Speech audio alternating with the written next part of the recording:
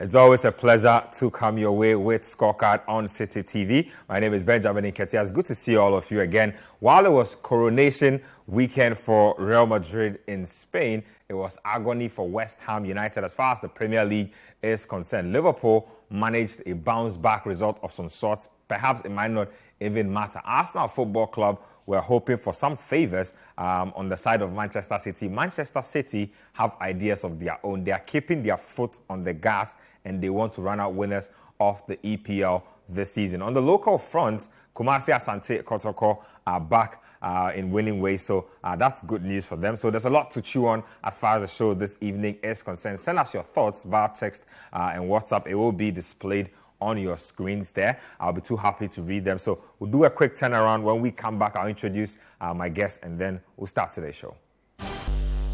Welcome back to Scorecard here on Citi TV. My two good people are here. Coach Christopher, namely Edwin Kwakofi. Gentlemen, welcome to the show. Thank you, Nketiah. This guy smiles extra when Chelsea win big. I can see that like the whole vibe is different, you know. It's been a wonderful weekend. Look, it's not easy. Look, Chelsea will win by 4-1. I said, what has he seen? Yeah. Why would he make such a prediction? But he nearly got it right. So today, you can tell that this Chelsea team, when they reach their full potential, these are some of the things they should be doing. Somebody raised a point about Chelsea being a better and more fluid team without Enzo Fernandez. We'll be exploring that angle of how a team can be better without their 110 or 120 million pound midfielder. But gentlemen, welcome to the show. Let's get it on the road already because our time is already spent. Let's start off on the local front and let's start off with Kumasi Asante Kotoko. They were up against Legon Cities. Remember that Kotoko had been struggling for a bit. They paid a visit to the Great King a couple of weeks ago. They decided to bury any form of hatchet they had between them, any bad blood sent away. Now it looks like it's yielding results on the pitch. Let's get the highlights of this one. I'm sure you out there at home are just as confused as I am, especially with the first half where Legon Cities are in all orange and Kotoko are in red, and you can barely differentiate the two teams. Clearly, somebody did something about it, and so Legon Cities switched up their shots in the second half. But how do these things even happen? In the end, Kotoko winning 2-0. Before I comment on the football, that should not be allowed to happen. Yeah. Even at the juvenile level, at the coach level, this would never happen. It will never happen because the rules there are very strict. Yeah. And normally the away team is asked to bring 2 sets of jerseys in case the one they prefer to wear is clashing with the other one. And I know they inspect these things. Yeah, you have to inspect. And you take them for the pre-match conference. And they put the red. So in the case of Kotoko, I'm sure the red jersey will be put there. And then the orange too will be put there. Yeah. The match commissioner, absolutely someone who didn't know what his job is, to be honest with you. And no wonder in the second half, they were asked to go and change. Yeah, sure. Kotoko was not asked to go and change. Because they are the home side. They are the home side. Their away team was asked to go and change their shots. To enable the players, even for those of us watching, we couldn't differentiate between the two teams. And that is unacceptable. Having said that, Nketiah, that is the Bavaria Sports Stadium. Yeah. That is the pitch, isn't it? Did you see the pitch? Goodness. Charlie. Look, we are doing... I thought they were growing shallots on the pitch. You know how they ridge the ground when they are growing shallots. That's how it looks like. And in June, the Black Stars plays the World Cup qualifiers on this pitch. About a month and a half from now, the Black Stars will have to be playing on that pitch. They'll have to go and beg, or either they'll have to go and beg, or they'll have to make sure that the items that were itemized by CAF I think that game will be played away from Ghana, to be honest with you, because CAF cannot bend the rules when it comes to Ghana. They've done it once or twice on several already. occasions. It has to stop. Now let's talk about the football. Kotoko, since they met the Great King, isn't it? I think they've played 3 or 4 games. Yeah, they've played 3 games. They've won 2 and they've drawn 1. So 7 out of a possible 9. So one may say that after meeting the Great King, things have stabilized. Yeah. I've always said that the youthful nature of this team means that they will go through the sort of things they are going through. If you are doing proper transition, you need to be patient You need to allow the players to settle in and to bring some form of consistency to the work they do. I just didn't understand why the Kotoko supporters were coming for the head coach and allow them to work. You could clearly see that they were the better team on the day. They imposed themselves better. The highlights even showed that they created the better opportunity. They looked more purposeful and more dominating, and they believed in whatever they had to do. On the penalty, it was a clear penalty. No two ways about that. The Legon City defenders just didn't know what to do and they were in 6s and 7s. But if you go back to the second goal that they conceded, the Legon City, there was a defender who was virtually walking.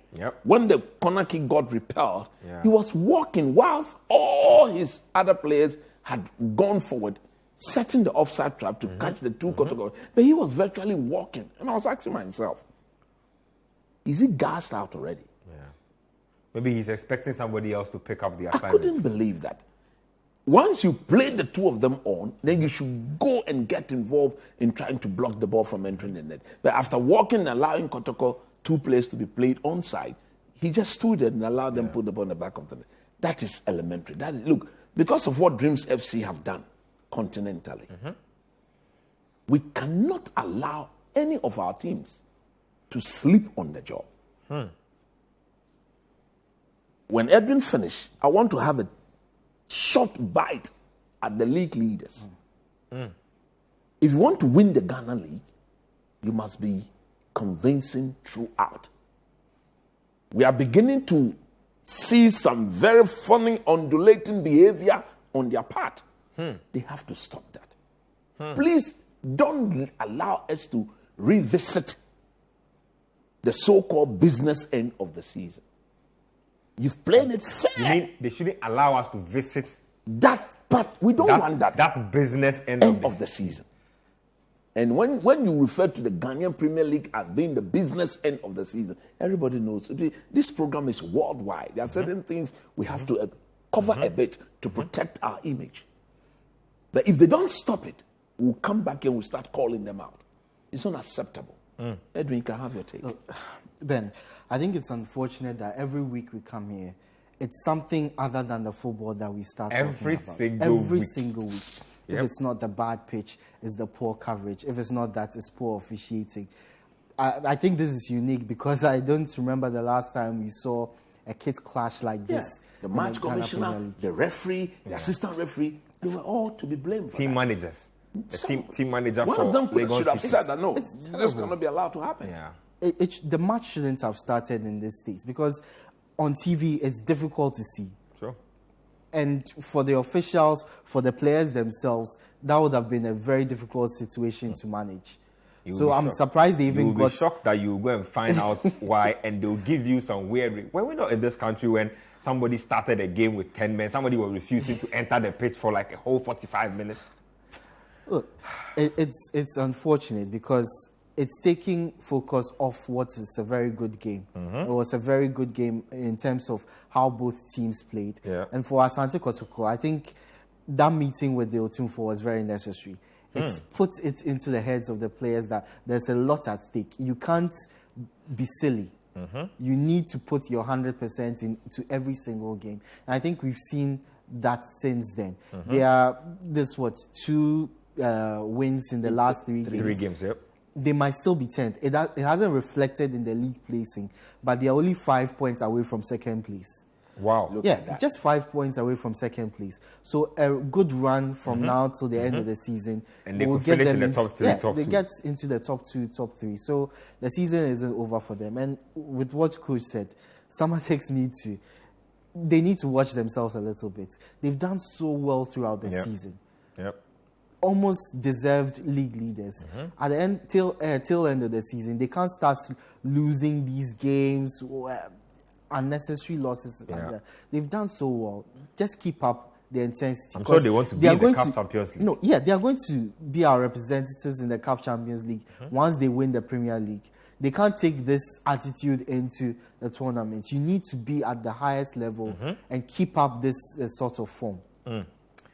Kumasi Asante Kotoko, Samatex, the Ghana Premier League still rolling along very nicely. Kotoko still have a chance to finish the season on a high. Let's take the action to the foreign front, and let's start off with Arsenal Football Club. Like I say these days, it's a really harsh world out there. Arsenal are staring at one of the most cruel endings to a season ever. They were up against AFC Bournemouth. They were expected to take care of their business, and that's exactly what they did. They went 4 points clear by the time that game was over. Manchester City had it all to do, and they also answered the bell. It was Arsenal taking on AFC Bournemouth. But Declan Rice finishing like a striker, and he's been doing that literally all season.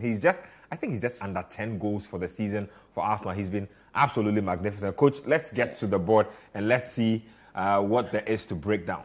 We've seen him play better since Thomas Partey got reinstated into the team. You mean he has been unlocked? Unlocked. Go and express yourself better. Look, so we are going to look at the Arsenal game and tactically analyze how they went about their business. I just want to say that first goal, that penalty was too harsh. Said the same thing. It shouldn't have been given. Yeah. And I will prove why it shouldn't have been given. You may want to argue that Kai Havertz was a bit smart, but I didn't see that as smartness. I saw that as cheating. And in that sense, he probably should have been booked because he was literally trying to sell the penalty to the And again, for the people that sit behind those cameras in the so-called VAR room, I don't know what they watch. I was shocked. And we all tend to be marveled at times. Let's go through it again. I will show you why I think that was actually an act of cheating. I think, I selected the wrong goal. Excuse me just a minute. That is Kai Havertz. Where is he? Okay, this is the first one. Yeah, that's right. Foul on Havertz, yeah. Foul on Havertz. That's it. Now watch that again. Good. At that moment, we all thought it was a penalty. But watch him drag. Yeah, his trailing foot. His trailing foot, which was the left one. Once he got the first touch, he didn't see the goalkeeper coming. But once he got the first touch, this is the cheating. Look at that. He drags his leg just to make sure that it makes contact with that of the goalkeeper. Yeah. And clearly VAR should have seen that. Because when the goalkeeper went down, his foot was already down, not impeding Havertz in any way. He could have jumped over him. But for the fact that you could see him dragging his left foot just to come into contact, that is cheating. And what I found shocking too was that you realize from the first touch he takes that the angle he goes, he almost takes the ball away from goal. And the angle is almost impossible. Yeah, and even the touch was a heavy one. Eventually went out for a goal kick. Yeah. As to how it was recalled. Yeah. And those sitting in the VAR room didn't see the man dragging his left foot just to make contact at all costs, by all means, with that of the goalkeeper. It was shocking to me. So in my view, look, and I've had some good Arsenal supporters. Wright says that was no penalty. That was no penalty. And he's as honest as they come as far as Arsenal fans are concerned. That wasn't a penalty. Now let's go to the Trossard goal. I think Arsenal at this stage needed a cushion.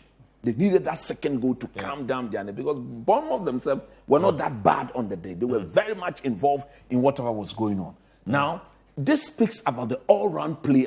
You see, what makes this Arsenal team so beautiful is the off-the-ball movement. I'll get this to come back a bit, and then when you roll it, watch. Let me stop it here. Look at the movement of Kai Havertz. Take about 2 or 3 Bournemouth defenders with him. That is what you get. One of the key to getting your team to be very flamboyant and very fluid is the off-the-ball movement of the entire playing body. So once he moves, watch him. He goes, look at him. All of them, the 3 of them, he takes them out, and then Declan Rice knew that Trossard was behind him. So the moment he intercepted the ball, just a dink back to him. And what did Trossard do? He actually placed the ball back to where it was coming. Because you could clearly see the goalkeeper moving, following the trajectory of the ball, and then bang on his blind side. And the next goal is the one I describe as world class. Edwin, I was telling you off air that is the Havertz goal. No, the Rice goal. Oh yes, that was goodness me, that was a brilliant finish. And again, it highlights the importance of the off-the-ball movement. You see something amazing here. This is our Ghanaian boy, Thomas Partey. This is Partey here. This is Thomas. Yeah. Thomas has the ball. Without thinking through it, he sees the gap, and there is Odegaard. And there is what? Gabriel Jesus. So come on, guys. Go do your thing. So Partey let go of the ball, and Odegaard that. Now, as at this stage, everybody pause here. Declan Rice, the goal scorer, is not in the picture. That is the beauty of this goal, in my view. So you have He's Jesus, not there. Odegaard Exactly. in the mix. Look at the number of Bournemouth players there. As many as 6. At this point, they were in total control. No problem whatsoever. Now, Declan Rice, because he's that intelligent, you don't pay £100 million for a player who is not intelligent. Because he's not, he could clearly see that Arsenal were lacking in numbers. So he needed to join. Now, the centre backs, the defensive midfielders that you see there, nobody expected him to be there. So when he started coming, nobody saw him come. Watch. He will soon get in the screen. There he goes. He's coming. Pause there. This is Declan Rice. And he's literally, and I love that point you're making. Look at the 3 Bournemouth players. They're all looking at what nobody is watching. Nobody sees him on coming. the blind side of everybody. Nobody suspect him to be there at any moment. But again, this is what Thomas Partey brings to you. In previous games, if it is Jorginho he was playing with, he wouldn't see the need to go. Because the defensive qualities of Jorginho is a bit suspect. Yeah. Thomas Partey, I'm sure there was some form of communication from Partey.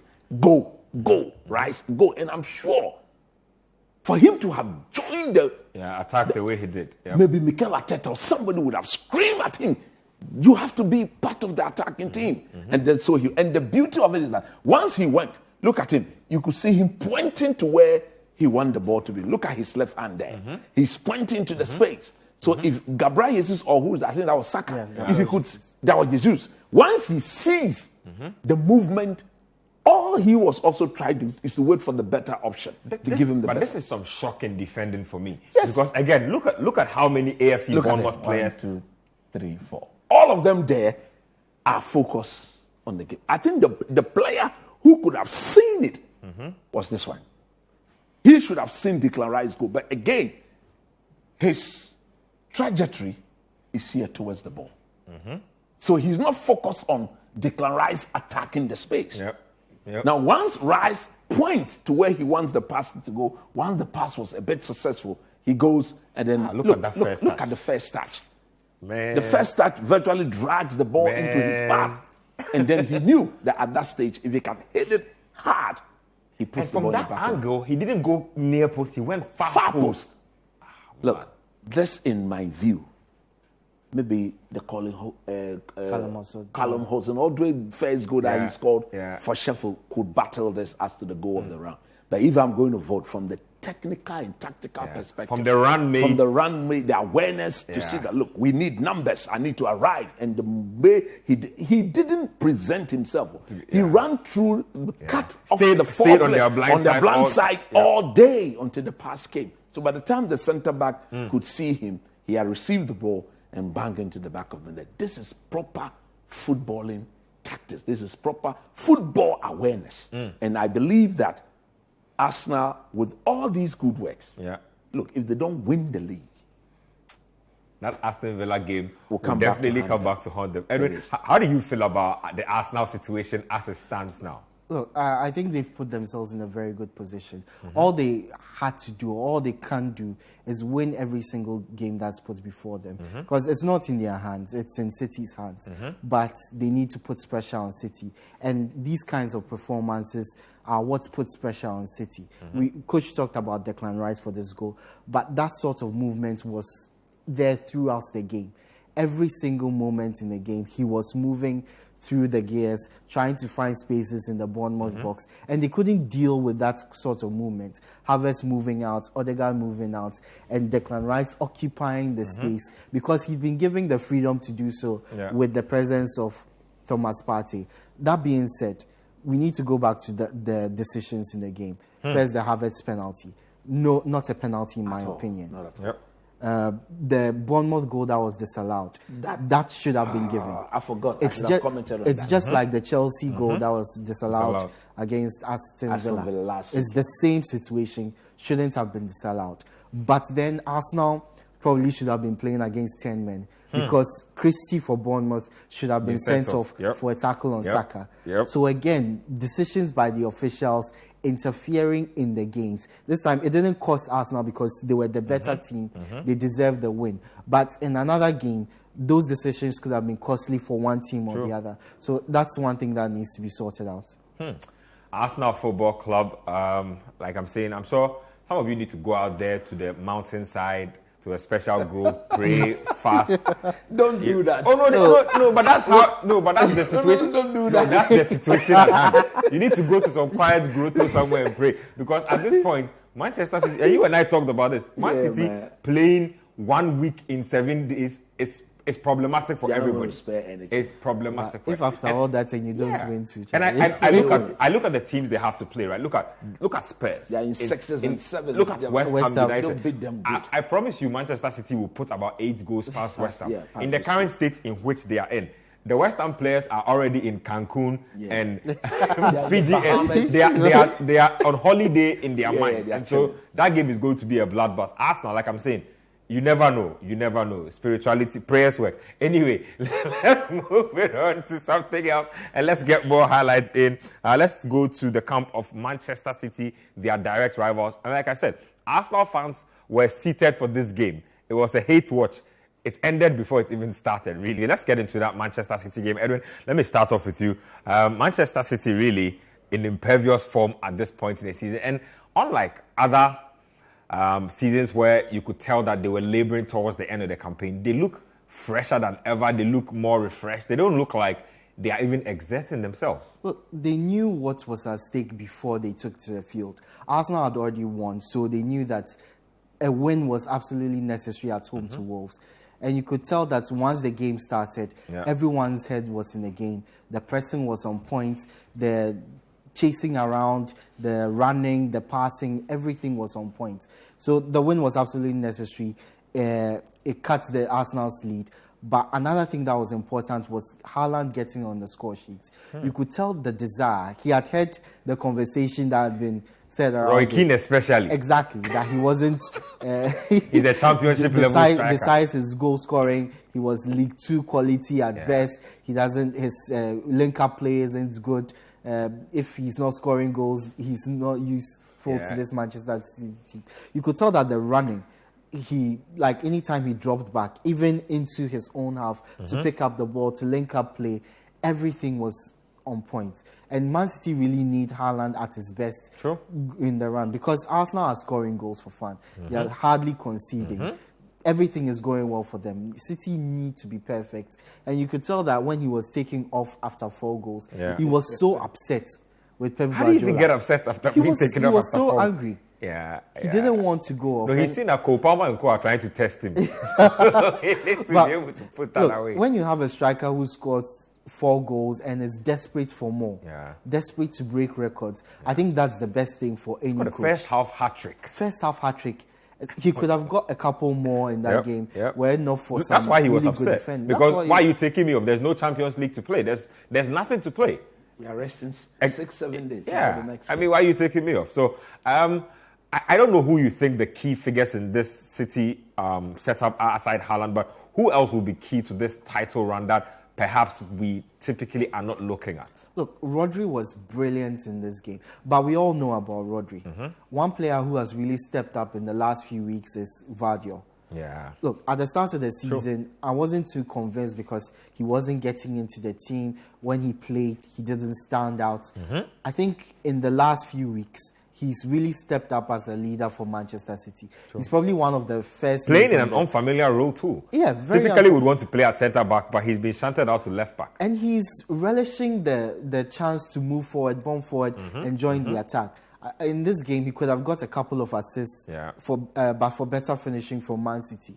But even then, he's going forward, getting into very good positions. He's not leaving his defensive work behind. He has the legs to go forward, come back, defend, pick up the ball, move forward, feed his teammates, or get a shot in. And we know how good he is in scoring goals as well. So apart from the usual suspects, KDB, Haaland, Rodri, Phil Foden, I think Vardio has been a real standout in the last few games in the stretch for Manchester City, and he's going to be very crucial in the end. Coach, let me ask you the same question about who has been somebody that, from a tactical point of view, doesn't get enough recognition, but has been a standout performer for them in this run they've been on? It becomes a bit difficult when it comes to Man City that you can pick out somebody. So for me, I look at the player whose absence will get the entire building to crumble, and that is Rodri.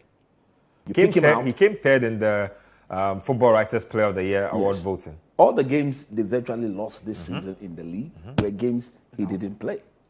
So to me, he's that important to the framework of the tactics. He's very, very important. And again, if you see what he did yesterday, absolutely brilliant. He was the one assisting Haaland for that second goal. That is your DMO in the final third of the opponent, putting in a cross for the striker. Can tackle when you need him to, can assist when you need him to, can score when you need him to. Look, so he's that important to the setup. But look, let me just say something very simple. Apart from him, every player in this team who has won the league before clearly have a clear idea of what is happening between Man City and Arsenal. So it makes Pep Guardiola's job very easy. If you listen to him yesterday, he said, okay, we are left with just 2 weeks. We'll win those 3 matches and we'll take the league. Now he's saying it because he knows that all he needs to do is to bring back when they were competing with Liverpool. So look, we were once in a similar situation. Just repeat what we did. How did we handle it? And you know what's crazy? I'm just thinking about it when, I think it was in December or November, they lost a certain game and there was a lot of doubt about their ability. And he said that, you know what? And he doesn't do that a lot. He said, we will win the league. And at that time, they were not even second on the table. He said, we will win the league. And he said it very emphatically. It's playing out exactly like that. So they understand. And they will handle it with ease. They know that all they need to do is to match whatever Arsenal does. So if Arsenal win, they will win. If Arsenal lose, they can afford to lose. If Arsenal draw, they can afford to draw because they have a game extra yet to be played that Arsenal don't have. And I think that is why they will win the league. And like I said, personally, I didn't want them to win it. Well, I don't want them to win. You must go to the mountaintop with the Arsenal fans. They themselves cannot pray for themselves. I should go and pray for them. Crucial. Next week is going to be crucial. Arsenal face United, City face Fulham, and then midweek against Tottenham. I think the league could be won. I think Manchester United in their current state, they don't have any centre back. The only fit centre back they have is Johnny Evans. If United finds a way of beating Crystal Palace tomorrow and they sense that they could get Europa League football through the league, Arsenal in trouble. Arsenal in big trouble. Well, let me tell you about my favorite player for Man City this season. I think it's been John Stones for me. And I've just loved how versatile he's been. One moment playing at centre back, the next moment slots into the midfield. And he looks very at home when he gets into the midfield. There have been times where he's literally carried the ball. He's at the edge of the box and he's asking for a pass to actually take a shot. I remember the game against Liverpool. I completely loved that corner kick sequence where they did the holding of a decoy. Somebody blocked. He's been such a brilliant player for Manchester. I think Pep Guardiola is what he looks at John Stones and he loves to play with a guy like that because he literally understands every instruction. He can execute everything you want him to do. Pep is more demanding on technicality. Anybody who's gone through the Barcelona way. He said it about. He said it very diplomatically about Calvin Phillips, about how he lacked the technical and tactical awareness that needed to function at Manchester City. I listened to him talk about Sergio Busquets. He said he's the best DM in his view to have ever played the game. Sergio Busquets very possible reads the game with his mind. He's an opponent's nightmare, especially if you are trying to take the ball off him. Let me read a few of your messages and then we'll take our next batch of highlights. This one here is from Castro Steve from China. Says, good evening to you guys on Scorecard. We're enjoying the show here in China. I see Kudus coming home. There was some serious chats between Kudus and Pochettino after our 5-star performance today. He has to come and finish Michael Essie's unfinished business. What is all this? That's a good discovery. Big ups to the people in China, though. This one here says, bonsoir to all of you out there. Eddie Ativi from Lome in Togo. Big shout outs to you. Says, I'd like to know from Coach Nimley whether Liverpool can still win the English Premier League. Merci beaucoup, Coach. No, I don't, straightforward. It's done and it's done for. This one here says that some King Dollar watching from Ablekuma. It says, I'm hoping City will win the league again. Well, they hope they'll win the league again themselves. Peacemaker texting from Swami. Says that, good evening, guys. Have you noticed that Manchester City are supposed to play ham in their last 3 matches? Fulham, Tottenham, and West Ham. Well, it's a ham thing, I guess. Can think through. Where is this coming from? Look at these things. This one here is for Kweku from La Paz. Says that Man City are facing 3 hams. He said it too. Fulham, Tottenham, and West Ham. I believe a ham will be done to City. This one here. They would rather ham all of them. More meat for City. They will ham all of them good. Interesting. This one here, this has been a very good weekend for me. Liverpool won, Kotoko won. I'm sure Yanum are losing tomorrow, God willing, at Selhurst Park. Able Minister Cove City. I know who you are, and I know what you are. Let's get to that game between Chelsea Football Club and West Ham United. It was a 5-star performance from Chelsea, and this is what Chelsea fans expect to see week in, week out. This is what they were treated to during the Roman era. Edwin, what lessons can the players pick up from a win like this? The biggest lesson is take your chances. And I think this is one of the better performances we've seen from Chelsea all season. I think it's the best. Probably the best from start to finish that they've played all season. I want to argue that the first half against Arsenal was even better. But this is definitely up there with the good performances from Chelsea. But the main difference between that and other games that we've seen is they took their chances. Of course, they missed a fair few. But the ones they took sets them apart from West Ham, gave them the freedom to actually play their game. And in the second half, West Ham couldn't lay a finger on Chelsea. They actually passed them around the pitch, went back, came back into their own half and passed the ball around. That's the kind of Chelsea a lot of their fans want to see. A Chelsea that can control games. A Chelsea that can control games. A Chelsea that can finish teams off. And throughout the season, we've not seen that. They go one up and then they fall into their shell, concede, and eventually lose the game. This game, we didn't see that. They were more comfortable. And I think we are seeing a lot from this Chelsea team because, first of all, a lot of the senior players are coming back. Second of all, Pochettino has been able to work with this side for quite a while, even without the players who've been unavailable with injury. So he's figured out a system. Third of all, the tactic of inverting Kukurea from left back into midfield to support Caicedo. That was brilliant. It's been a game changer. And I'm sure Pochettino will be sitting there thinking, why didn't I think of this earlier in the season? That may work against a very lazy, labored team like West Ham. Actually worked against Spurs, worked in the second half against Villa. So it's been proven. You see, it may work, but against a better opposition, they win the ball, pop, then they attack you from that end. And then the defense is stretched. That is what is happening to Spurs now. They intend to bring Poro and Co in the middle. Once they are stretched, they are in 6s and 7s. But this was one of Chelsea's best performances. No two ways about that. But I don't want to dwell on it. I want to talk on West Ham. Let me just bring in that Enzo Fernandez bit because I want us to get on with it. I completely disagree with anybody who says his absence makes them better. I agree. I think his presence makes them better. How so? You see, in the big game, you cannot go with Gallagher and Caicedo, who we all know Gallagher. He's a box-to-box sort of midfielder. Enzo Fernandez's injury has brought in Madueke and has drifted Kopama into a number 10 role. Against, let's say, the bottom half of the league, this system will thrive. If they play like that against Liverpool, Man City, Arsenal, they will cook them very, very good. Why? Because they have an inexperienced back four. A back four who can only get better with what? Time. 2, 3, 4 years from now what is the name of that? Badiashile and those people, they'll get better for fun. With years. That's if they don't shake them up again in the off-season. But in this current moment, you need to protect them as much as you can to get them to grow in belief.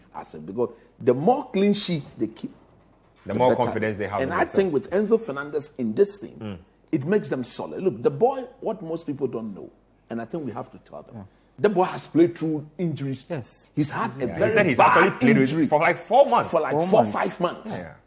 Eventually, he said the pain was becoming too unbearable. So he has to go for the sake. But he's a fantastic. We saw him at the World Cup. We've seen him in this Chelsea team when he I certainly believe there's a player in there. I just feel like all the upheaval at Chelsea is like affecting his full potential. Of course, but eventually it will come together. He walked into a Chelsea team that was very inexperienced, and they are all new players. Yeah. Almost of all the same age. Of the same age. Immediately, everyone was expecting him to be World Cup winner, big money signing. It takes time. Has he ever played with Caicedo before in midfield? No. Those he came to meet, Caicedo was not there. Caicedo came, Gallagher came. So he's gotten to play with and need to take time. Look, like I've always said, it is about they utilizing their chances next season. So I've told them, if you've got the money, go show Napoli the money. Bring our brother from Nigeria into this Chelsea team. And then compel Madueke and then Mudryk to not only be cutting in, but they should go to the bar line. Cross the ball. Put the ball. Hopefully, Reece James will come back and he'll be fit. And Osimhen will score not less than. I don't see Osimhen in this Chelsea team scoring less than 22 goals. No, he's getting 20 goals easy. 20 banker. If Nicolas Jackson was a serious striker, he would have 20 goals this season. So for me, Enzo Fernandez makes Chelsea a better team. Now talk to me about the West Ham situation. Yes, you see, I don't know. You have the manager. You've not told him he's going to be sacked. But you are inviting other coaches for interview, and you are talking to them. It's a shame. It sends a very disrespectful message to David Moyes, who has given West Ham their only trophy in as long as I can remember. Look, even if you are not happy with the brand of football, there's a way of doing it. True. You don't make it this. They've been very unprofessional about how. Very unprofessional, and I think it has gotten to the players. The players are aware that the man is going to be sacked. Yeah. After all, the only thing that they could have used to motivate themselves was if they were battling relegation. They are safe. They are not going to get safe, not getting into Europe. No, nothing to play for. Nothing to play for. So look at their body language. Look, I will say it. Our own brother Mohamed Kudus. There were several moments in this game after losing the ball. He was walking. Disinterested. That is indiscipline. That is tactically indiscipline. If you are hoping to leave just after a season, if you want the likes of Liverpool, the likes of Chelsea to give you a good look, holistic look, when people are tactically assessing you, they don't only look at when you have the ball at feet. They look at what you do without the ball. Also when the team is going through a bad patch. Exactly. What is your body language? Play your game. I wasn't impressed with him at all in that regard. When I saw him. So Ogbonna, Zuma, Suchek, Alvarez, all those guys, they are the Moises type of players. Big, very slow. So if they don't stay together, compact, they are easy to play through. And if you look at most of the Chelsea goals, I think the two Jackson goals were all through one passes, pass and then off there. So look, West Ham, it will be shocking after all this if they don't sack David Moyes. I don't think they will. The season is almost over. No, if they do, not for this season, but next season. No, if they do, they won't sack him because I think they will just probably get rid of him. They will reach an agreement, and then he goes. Because if they want to remove him like upheaval, they have to pay him. His contract actually runs out at the end of the season. And up to now, they've not sat down with him. Even though he has said that, he feels that he will get a new contract earlier in the season. Yes. He said he was going to get after winning the Conference Cup. In fact, I remember they were trying to give him a new contract, and then they had a bad patch of results. And then they put the renewal on hold. And clearly, the renewal is not going to come. They flew somebody from Portugal. Just talk to me quickly about reported exodus of players. So Alvarez came in from Ajax, already looking to jump ship. Paqueta, has had the transfer axe hanging over his head for him. For it was because of that. That's his betting issue. Yeah, he would have left them. Our own brother Mohamed Kudus apparently is also looking to jump ship from West Ham after just a season. Look, these are players who feel they can play better. They could play in better sides. They know what they are about.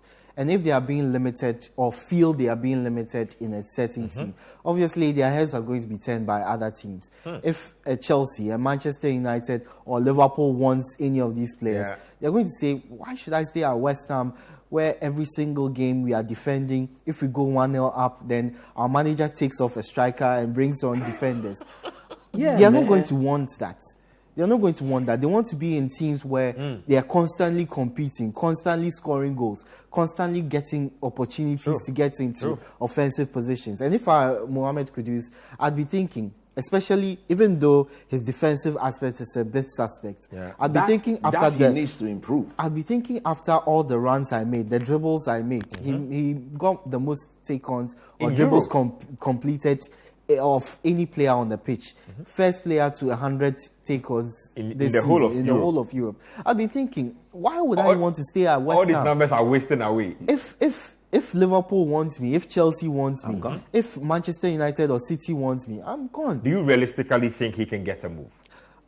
Look, the money a team will need to pay West Ham to get Kudus, I don't know. I don't think you don't think it's lying around this at window. the moment would want to take the risk based on one season. Very good season, all right, but one season. Unless there's a clause in there. Yeah, I think there's a clause. There's been stated that there's a release clause. There's a release clause in there. I don't know whether it was true, but somebody told me it's around £65 million to get him out after just one season. After 2 seasons. And that was one of the reasons why he didn't go to Brighton. Yep. So maybe his people are working around the clock.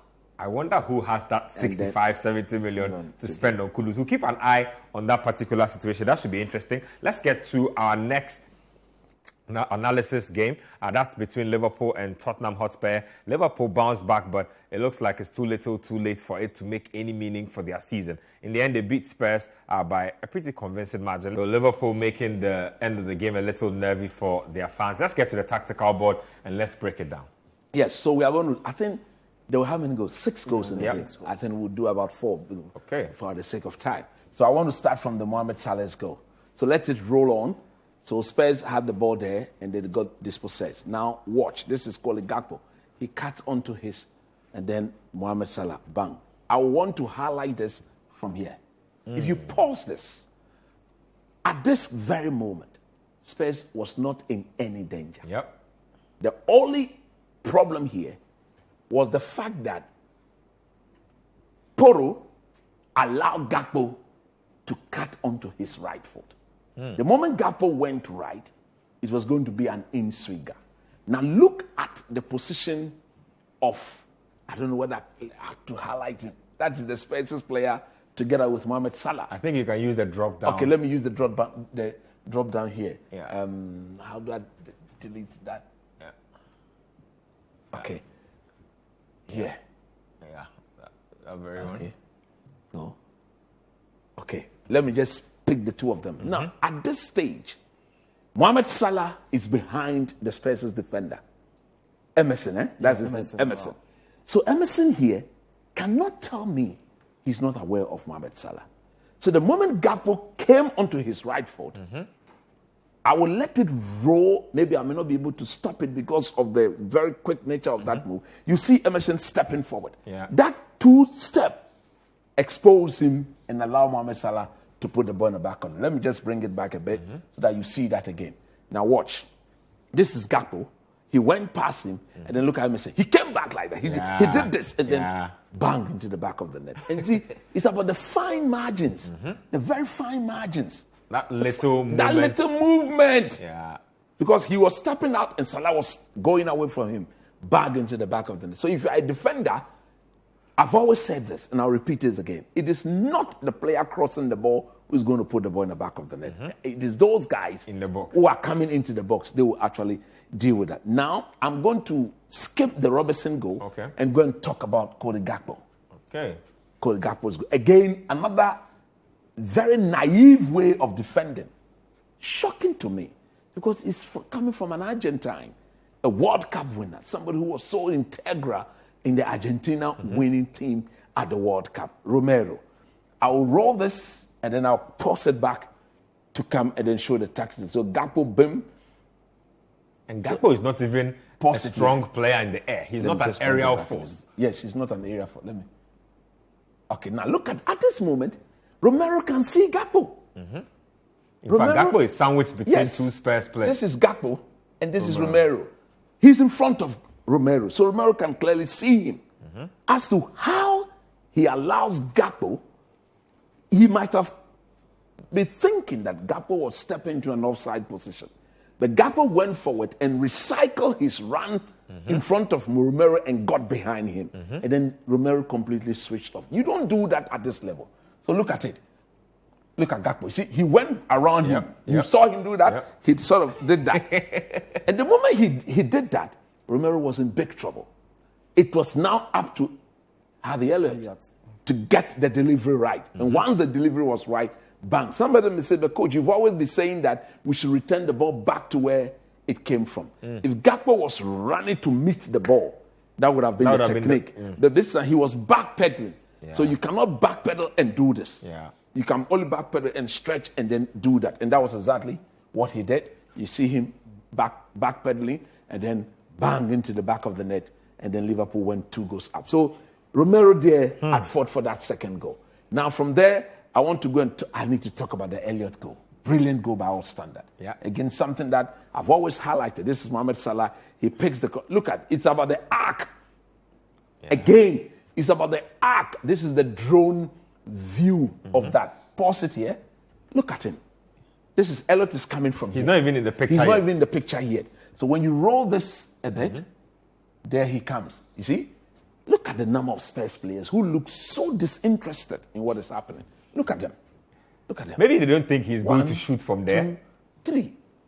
I think even 4. There's no way he should be dragging the ball all the way to this zone and blasting the ball into the net. Making himself comfortable. And he's a lefty too. He's a left so basically the ball opens up for him on his and stronger then he foot. hits it. Once he hits the target, no chance for the goalkeeper. So when you roll that out, a typical John Terry-like sort of defending. Look at Bissouma. Look at, is that Emerson again? Yes, that's Emerson. Emerson. Look at them.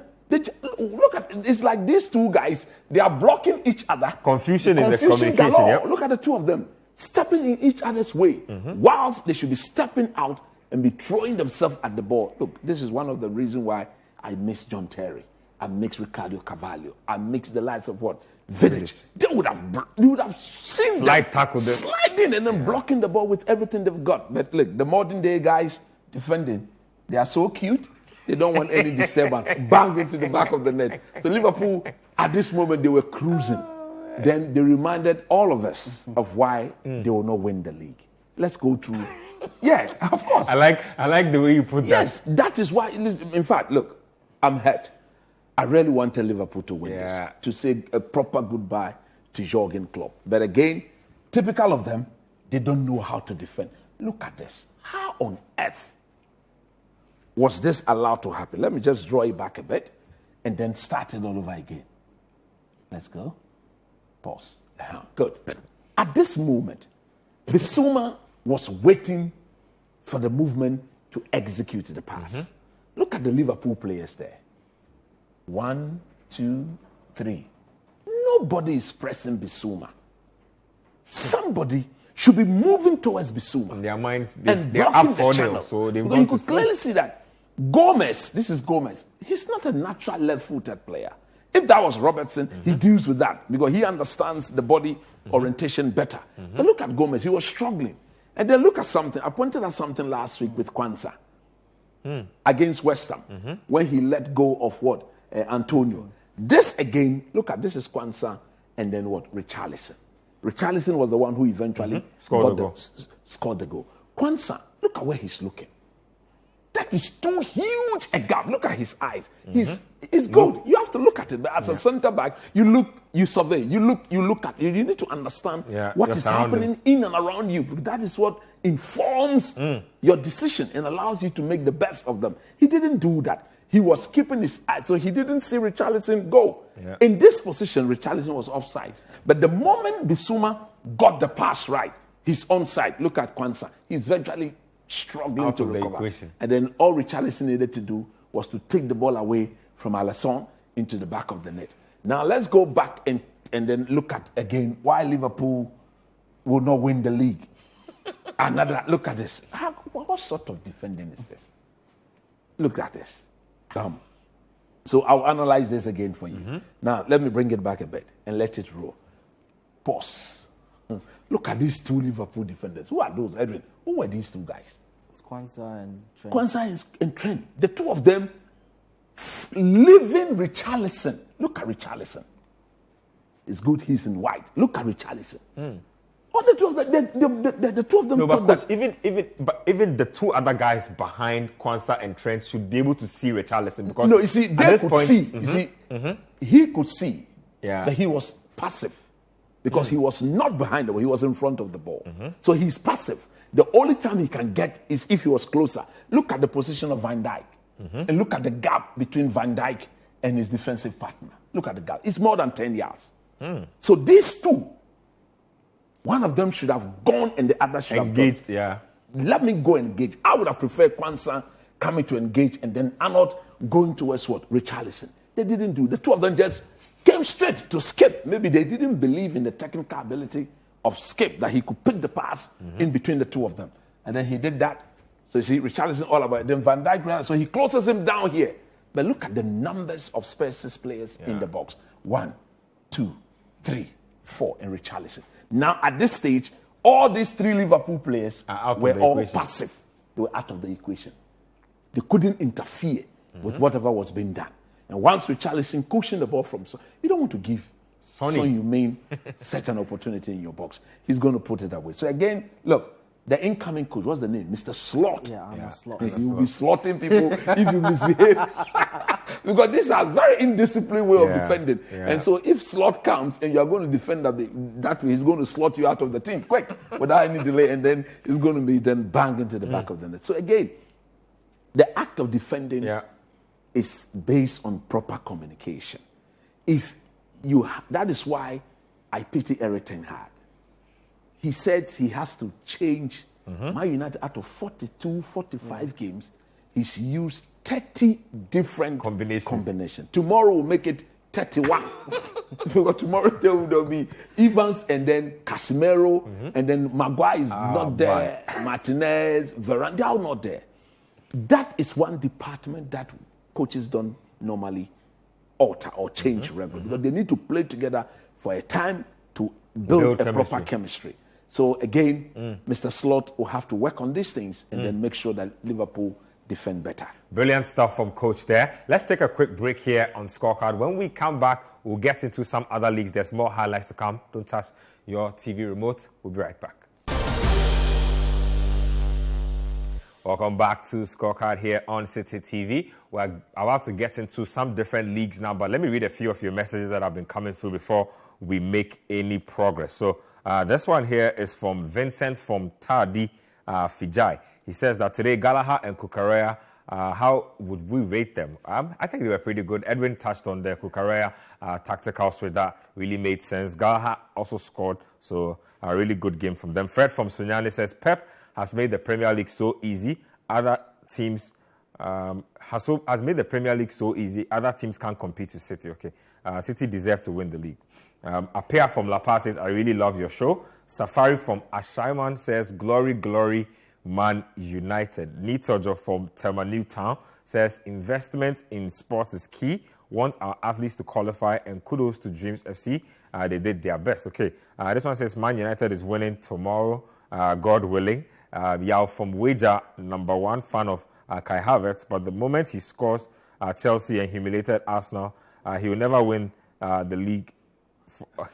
I'm not sure it's good already. Anyway, this one here says Chelsea all the way. Mo Kudus to Chelsea is possible, 100%. Charlie, the fan bases have started lobbying. Somebody says Kudus to Liverpool. Somebody says Kudus to Chelsea. We'll see eventually where Mo Kudus will end up. Let's get to the German Bundesliga, where Bayer Leverkusen have already won the league. Now they've set their sights on going unbeaten in this campaign. They've been living dangerously the past couple of weeks, where they've had to equalize in the final seconds of the game. This week was not like that. It was a complete annihilation from them. A statement to their next two opponents before the season shuts down. Crazy, but Jeremy Frimpong has more goals than a lot of strikers in Europe this season, more goals than a lot of wingers this season. He's absolutely had fun, and he has assists to boot as well. Interesting to see.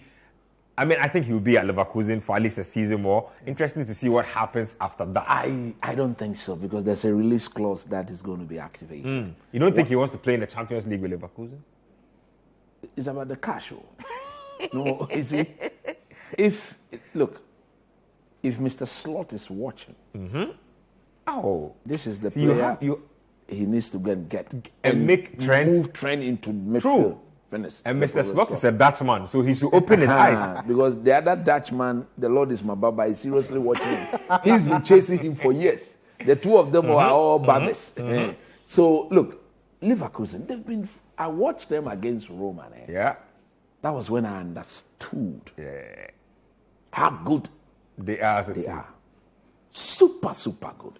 Every player understands his role. And it's like they rehearse the thing in the training ground. When the ball is here, this is your movement. When the ball is there, this is your movement. And that is typical of Xavi Alonso. And for me, look, I really want them to get the Golden Shield. I want them to win the FA Cup in Germany. I want them to win the Europa Cup. After the Europa Cup, they are in the final already. That would be crazy. They are in the final because they whipped Roma 2-0. 2-0, yeah. I don't see them losing the next leg. They'll whip them good when they come back. And they are playing the German Cup against Kaiserslautern. It's another whipping. So by the time they are going in for the Europa Cup, the two trophies in the bag. Domestic trophy will be in the bag, and credit must be given to Alonso. A team that has not won a trophy in over 50 years, 50 all of a sudden rakes in 3 trophies at the goal, unbeaten. Very invincible. Look, they are too good. The one thing that stood out for me in this game was how the players celebrated. They celebrated like this was the game that would win them the title. Exactly. And they won the title already. There are only 2 games left. Now there are 5 games. Win every single game and they win everything. Just 5 games left in the season. After all that I've seen all competitions. All competitions. They're left with 2 in the league. 2 in the league. The FA Cup, the Roman game, and then the final. So win all games and it's an unbeaten season. Unbeaten season. Wow. I think they will give it their best. I think they will finish the German league unbeaten. I think so. I don't see them. I'm not sure the opponents left, but they've played Dortmund, they've played Bayern, they've played almost all the complicated games. And so it looks like, and you look at the DFB Pokal, I don't see Kaiserslautern stopping Leverkusen. The Europa League final is what might be a little more complex. What are teams in there? I think it is Atalanta and Marseille. Good. Atalanta are still in there. Good. Yes. Atalanta and Marseille, they had a good first round. But Leverkusen will handle them both. Bayer Leverkusen being trusted to do the business. Look, unbeaten in a league is crazy enough. Unbeaten across all competitions, they'll probably have to erect a statue for him out there. They will have to. They've already named a street after him. Exactly. So I will be keeping an eye on that one. Let's get to Spain and let's get to the camp of Barcelona. They decided that they were going to stick with Xavi Hernandez for the foreseeable future. It's not looking too great. Some fans are grumbling already about that decision. They went ahead to lose by 4-2 to Girona in a game where they set the tone. Everybody thought it was going to be an easy Barca win. It didn't turn out like that at all. So this was the result that essentially handed the title over to Real Madrid. Real Madrid would have had to wait an extra week if Barcelona had won this game. Barca could not get that done. In the end, Girona, they've had a phenomenal season. They look like they'll be in the Champions League next campaign. Anyway, quick thoughts on this result. Look, I want to talk about Girona. As you said, fantastic season for them. With this result, they're actually above Barcelona in the table. That's crazy. It's crazy. Second in the league. It's crazy. And I like the work they've done, bringing together a bunch of misfits like Newcastle in the Premier League. They've managed to get these players together. Stuani. Exactly. Yeah. To build a really phenomenal team. Of course, they are being backed. We know where the money is coming from. But the way they've utilized it, the way they've played their games all Nobody season, would have seen them finishing top 3, top 4. Look, them finishing in the top 4, it's good enough for them because they didn't expect it. Imagine Girona. Did you ever think you'd see Girona in the Champions League? Absolutely not. They were supposed to be fighting relegation. I think it's at the expense of Atletico, or Atletico is part of no, Atletico is in the top 4. So if they manage so to teams like Sevilla, Valencia, and all those people are struggling. Sevilla, Spanish royalty, they are ahead of a sleeping. lot of Spanish royalty. Yeah. So Girona really doing something really crazy. The coach, quick thoughts on the decision to retain Xavi and what Barca will be looking like going forward. I have already said that if they had allowed him to go, that would have been their biggest mistake. You see, they should understand what the situation, the context of the situation. And he's the best person for the job. Look, he came into the job, won the league with them, and he's given them Champions League football again. True. We all know that Barcelona don't have money. Barcelona is a crisis situation. Yeah, in serious crisis. And you want to bring somebody, or you want to have somebody who understands the club. Who's the club? Chelsea thought Lampard understood the no, for him. That was a bad situation. Let's go to the camp of Real Madrid because they beat Cadiz on the day, and then it meant that they had picked up La Liga title number 36. It's Hala Madrid, what they say in Madrid. So they have picked up title number 36. And this was a game where they rested quite a number of their players in anticipation of their Champions League second leg against Bayern Munich. Still light work for them in the end. I watched the clip of the players jubilating. They said, hey. Then the moment they kept quiet, somebody just came from that. It was Carlo. Oh, yes. And I was like, what is wrong with him? They love, and that's why these players love him. Look, they love him, and he deserves it. Look, proper coach, proper manager, proper everything. The football speaks for itself. True. He's brought the best out of every player in that Real Madrid team. Even those who don't get the chance to play regularly. Anytime they are thrown in there, they go in there and they give up their best. And for me, that is what coaching is all about. Tactically, I think he's working with his son, isn't it? Yep. It's like he's telling the whole world that I'm preparing the next Carlo Ancelotti. His son is his assistant, direct assistant. And for them to have done, father and son, for them to have done the sort of things they have Real done. Madrid have had all kinds of injuries this season. Exactly. But He's played with all kinds of makeshift backlines this season. That's what I said. Like, whoever is given the nod, you understand your role within the system and you are able to execute it to perfection. They are deserving league winners. Let's see how they handle Bayern Munich on Wednesday. And we are tipping them to get to the final. And I'm sure within their DNA, I've never seen them lose a Champions League final before. Maybe they've done better throughout my life. I've never seen them. Once they get to the final, they take it away. So whoever they are going to make... Final thoughts from you, Adrian? Look, I think the major concern we had about Real Madrid at the start of the season was after losing Benzema, did they have someone to get them the goals? And that is where players like Vinicius, Rodrigo, Bellingham have stepped up big time. They've taken up the role of the goal-scoring bits and have really stepped up for Real Madrid. And as coach said, deserved winners of the La Liga. It's up to them to get their 15 Champions League crown. I don't think they will, but that's just beside the point. Are you hoping they would? No, I really want Bayern because of Harry Kane. So he has a Ballon d'Or Harry Kane agenda going on. Let me read a few messages to end the show. Mark Moose from Citi says, tell coach I really love his analysis. Thumbs up to the team in the studio. Make draws where a viewer can join you on Sundays. Will be nice to watch. We should consider that sometime. We probably should do that sometime. This one here says that Starboy from La Paz, big ups to Starboy. Tell coach that this Man U team is waiting for his return next season. And by doing so, Chelsea will win the league. It's a great show. Keep it up, Citi. Thank you very much, coach. Thank you very much, Edwin. Thank you very much to everybody. Camera, sound, lights, everybody who made this show happen. Same time next week, Scorecard will be back on your screen.